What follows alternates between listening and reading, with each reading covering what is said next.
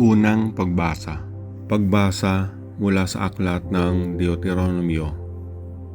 Sinabi ni Moises sa mga tao, "Matakot kayo sa Panginoon, ang inyong Diyos, at sundin ang lahat ng kanyang mga utos at mga tuntunin habang kayo'y nabubuhay. Kung ito'y susundin ninyo, hahaba ang inyong buhay.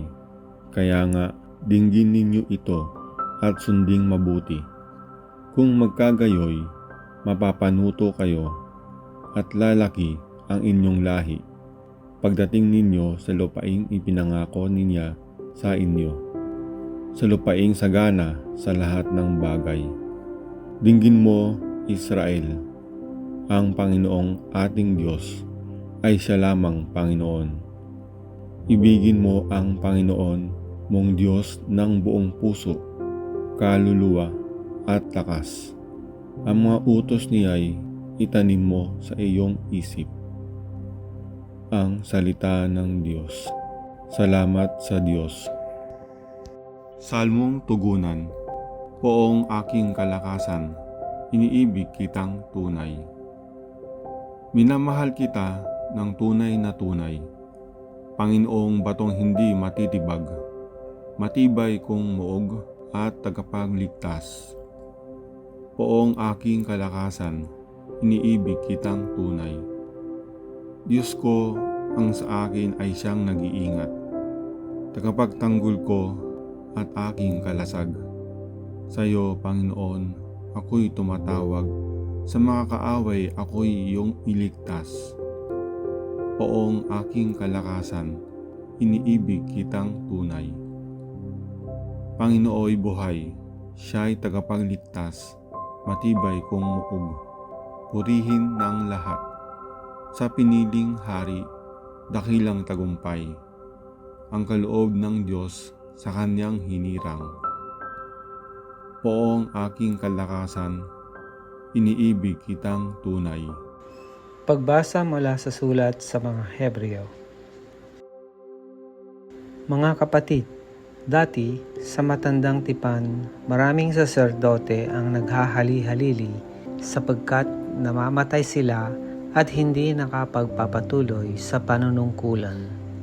Ngunit si Jesus ay buhay magpakailanman at hindi siya mahahalinhan sa kanyang pagkasaserdote.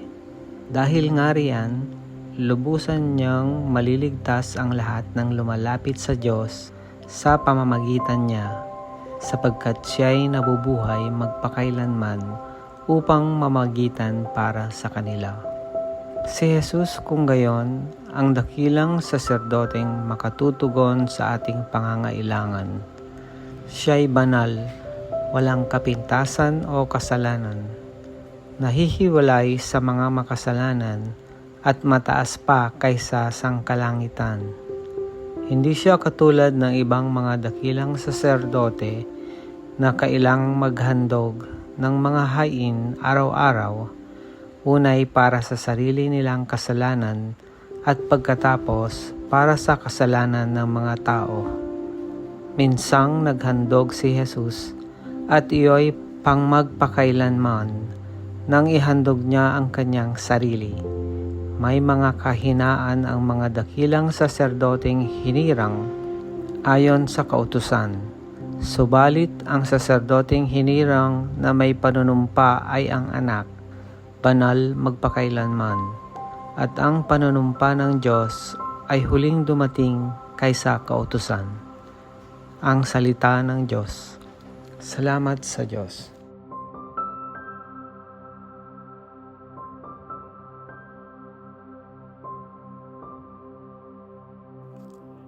Ang mabuting balita ng Panginoon ayon kay San Marcos. Noong panahong iyon, lumapit ang isa sa mga eskriba kay Jesus at tinanong siya, "Alin pong utos ang pinakamahalaga?" Sumagot si Jesus, "Ito ang pinakamahalagang utos. Pakinggan mo, Israel. Ang Panginoon na ating Diyos, siya lamang ang Panginoon. Ibigin mo ang Panginoon mong Diyos ng buong puso, ng buong kaluluwa, ng buong pag-iisip at ng buong lakas. Ito naman ang pangalawa, ibigin mo ang iyong kapwa gaya ng iyong sarili. Wala nang ibang utos na hihigit pa sa mga ito. Tama po, Guro, wika ng eskriba. Totoo ang sinabi ninyo, isa ang Diyos at wala nang iba liban sa Kanya. At ang umibig sa Kanya ng buong puso, buong pag-iisip at buong lakas, at ang umibig sa kapwa gaya ng kanyang sarili ay higit na mahalaga kaysa magdala ng lahat ng handog na susunugin at iba pang mga hain.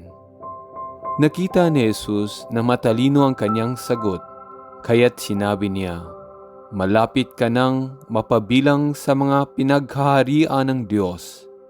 At wala nang nangahas magtanong kay Jesus mula noon.